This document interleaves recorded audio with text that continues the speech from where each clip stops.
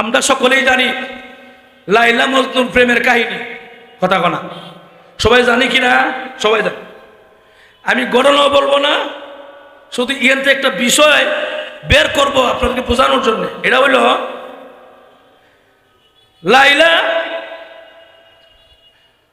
লাইলাকে মজনু এত ভালোবাসত, মজদুর জবানে শুধু একটাই শব্দ লাইলা লাইলা লাইলা শব্দ। শেষ পর্যন্ত লাইলার বাড়ির কুকুর আছে, কুকুরের পায়ের মধ্যে চুমা দেয়।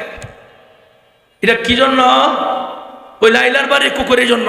কথা বল, খুব খেয়াল করেন। এখন এই অবস্থা হয়েছে এক পর্যায়ে লাইলা লাইলা করতে করতে না খাওয়া না ঘুম, না খাওয়া না ঘুম, শরীর ক্লান্ত হয়ে গেছে, কঙ্কাল হয়ে গেছে, শরীরে কোনো গুস্ত নেই, খালি হাড্ডি আর হাড্ডি। এই অবস্থা লাইলার কাছে সংবাদ গেল, ও লাইলা, মজনু তোমাকে এত ভালোবাসে, তুমি তার খোঁজখবর নেও না? তুমি তো একটু খোঁজখবর নেওয়ার দরকার, নৈতিক দায়িত্ব ছিল তোমার। বলে কি করতে পারি? হঠাৎ করে আচ্ছা ঠিক আছে, আগামীকালতে খবর নেওয়া হবে। এমন লাইলার খাদেমকে ডাকলো, খাদেম, আগামীকাল থেকে আমার মজনুকে প্রত্যেক দিন 1 পেয়ালা দুধ খাওয়াবে। 1 পেয়ালা দুধ আমার কাছ থেকে নিয়ে যাবি, আমার নিজস্ব গাভীর দুধ তাকে নিয়ে খাওয়াবে, যেন তার শরীর ভালো থাকে, সুস্থ থাকে, সে যেন এরকমভাবে পুষ্টি যোগায় তার শরীরে, তাকে দিয়ে আসবা। লাইলার খাদেম কয়, আমি তো আপনার মজদুরে চিনি না। কথা বোঝেন নাই? মজদুরে চিনি না। এখন লাইলা লক্ষণ কয়ে দে, লক্ষণ দে বুঝবা। লক্ষণটা কি? যার মুখে দেখবা বেশি লাইলা লাইলা লাইলা খালি বলে, হেঁটে আমার মজদুর। কথা বোঝেন আপনারা? এই কথাটা লাইলা যখন তার খাদেমকে বলে, গড়ের পিছনে দিয়ে দেওয়ালের আড়ালি ছিল একটা বাটফার মজনু। কথা বোঝে নাই? নকল মজনু। এই নকল মজনু কয়, যাক জীবনে আর কিছু পাইছি না, পাইছি একটা দুধ দেওয়ার সুযোগ পাইছি। হ্যাঁ, কি করছে? ঠিক যেই টাইমে লাইলার খাদেম দুধ নিয়ে যাবে, এই টাইমের আগেই রাস্তার মোড়ে দাঁড়ায়া একদম গণ গণ বলে লাইলা লাইলা লাইলা লাইলা। এখন লাইলার খাদেম, এই যে না খাদেম মানে মজনু, আমার ম্যাডাম তো বলছে ওই যার মুখে কি লাইলা বেশি এটাই আমার মজনু। কথা কনা এখন দুধ দিয়ে আসে প্রতিদিন এই টাইমে যায়, আর এই নকল মজনু দাঁড়ায় থাকে আর লাইলা লাইলা বলে। আপনারা জবাব দেন তো, লাইলা লাইলা যে কয় এটা কি লাইলার মহব্বতে না দুধ খাওয়ার মহব্বতে? দুধ খাওয়ার লোভে। এখন এই অবস্থা যখন মাসখানেক হয়ে গেছে, হঠাৎ করে লাইলা বলে, কিরে আমার খাদেম, আমার মজনু খালি আমার গাভীর দুধ পান করে, আমার কথা কিছু কয় টয় না? না, কিছু কয় না, খালি দুধ খাইয়া বিদা করে দেয়। তো আমার মজদুর শরীরটা কেমন ভালো হয়েছে না এখন? ম্যাডাম অনেক মোটা হয়েছে আগে থেকে। কথা বুঝেন না?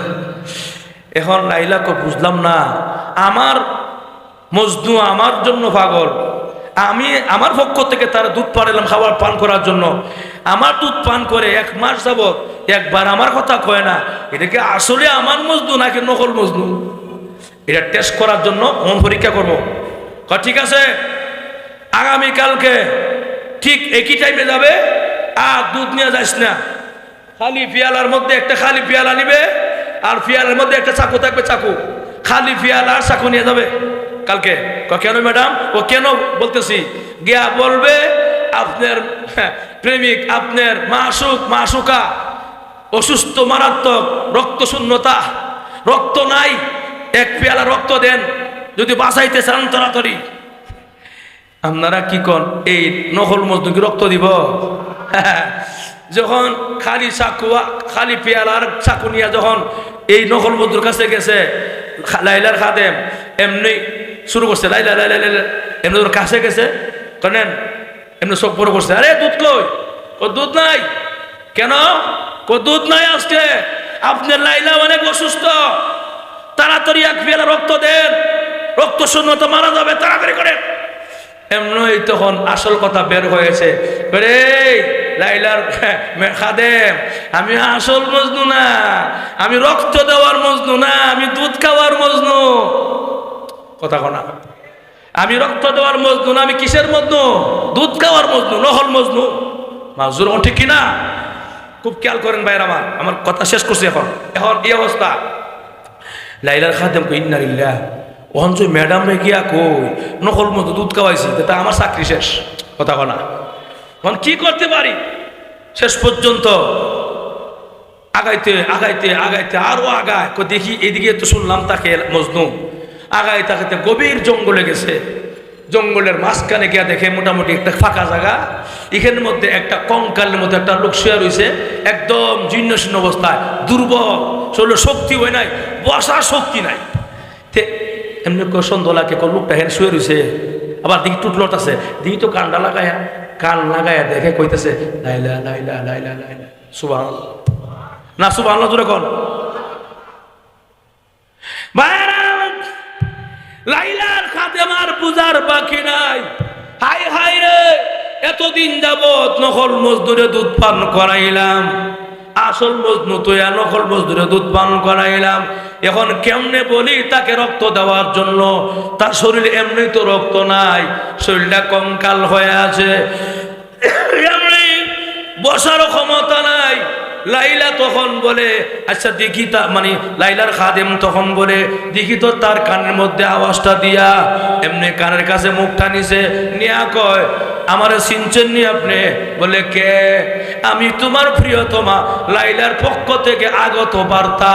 এই কথাটা বলতে দেরি হয়েছে যে মজনু উইটা বসার কোনো ক্ষমতা নাই, শক্তি নাই, এই মজনু লাভ দিয়ে উইটা দাঁড়ায় গেছে। হ্যাঁ, আমার লাইলা কেমন আছে বলো, আমার লাইলা কেমন আছে বলো।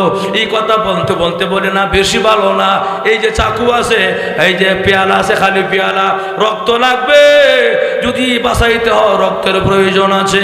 এমনি আসল মজনু চাকুটা হাতের মধ্যে নিয়া কত বিক্ষত করিয়া নিংড়ায়া এক পেয়ালা রক্ত দিলেন, বললে যা তাড়াতাড়ি আমার লাইলার কাছে যা, রক্ত দিয়া তাড়াতাড়ি, যদি আরো রক্ত লাগে আরো দিব, তারপরে যেন আমার লাইলার সমস্যা না হয়।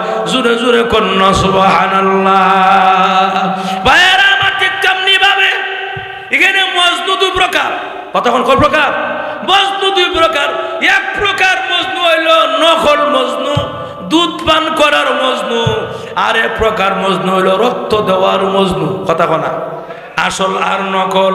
আমাদের সমাজেও আশেক আছে, আশেক দুই প্রকার, একটা হলো জিলাপির আশেক, একটা হলো কিশোরের আশেক। জিলাপির আশেক, কথা কনা দুধ খাওয়ার আশেক, এরা 12 রবিউল আউয়াল আসলেই, 12ই রবিউল আউয়াল আসলেই তাদের শরীরটা গরম হয় কেক কাটবার লাগিয়া। কথা কনা কেক কাটতে তাদের শরীর গরম হয়, কোনো খবর নাই। অথচ আল্লাহর নবীর কটূক্তি হয়, আল্লাহর নবীকে নিয়ে ব্যঙ্গচিত্র করা হয়। এই দুধ পান করেওয়ালা আশেকরা কোনো খবর থাকে না। ওই যে আপনার কি বলে, এই যে কিশোরের আশেক, জিলাপির আশেক যারা, এরা কিন্তু আল্লাহর নবীর জন্য রক্ত দিতে রাজি হয় না। জোরগণ ঠিক কিনা?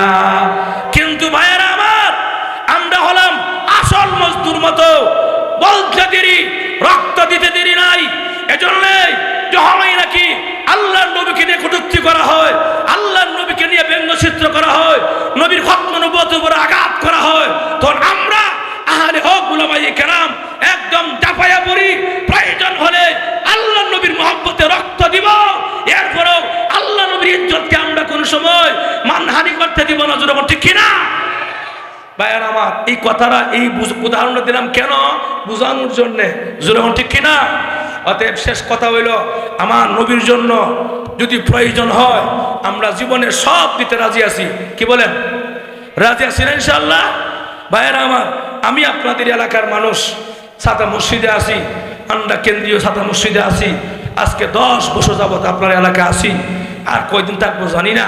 ভাইয়ার আমার, কাছের মানুষ, এলাকার মানুষ, এই আমি তো আলহামদুলিল্লাহ সবসময় আসি। ওই আজকে দূর থেকে উলামায়ে কেরাম আসবেন, বড় বড় উলামায়ে কেরাম আসবেন, এবং যেই উলামায়ে কেরামকে পাওয়া বড় মুশকিল হয়ে যায়, ওনাদের থেকে ইনশাআল্লাহ আলোচনা শুনবেন।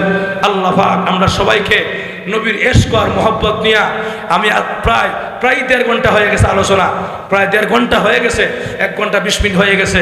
এজন্য আসুন বাংলা গলা নিয়ে আপনাদের সম্মুখে যে কথাই বললাম, আমাকে এবং আপনাদের সকলকে যেন নবীর ইশক আর মহব্বত নিয়ে কবরে যাওয়ার তৌফিক দান করে। জোরে বলি আমিন। আর জোরে বলি আমিন। আয় আল্লাহ, কিয়ামতের মাঠে আমাদের সকলকে তোমার নবীর সুপারিশ কবুল করিও, জোরে বলো আমিন। ভাইয়ার আমার, এই পর্যন্ত আজকে আমি শেষ করলাম। এখন আমার যেতে হবে আবার সেই মানিকগঞ্জ সিংগার লাস্টের প্রোগ্রাম, দৌড়ায় যেতে হবে। জানি না সম্মত বসতে পারবো কিনা। আল্লাহ পাক আমাদের সকলকে এই কথাগুলো বোঝার, মানার এবং সকলকে কবুল করুন। আজকের মাহফিল কবুল করুন। আগামীকালকের যে দ্বিতীয় দিন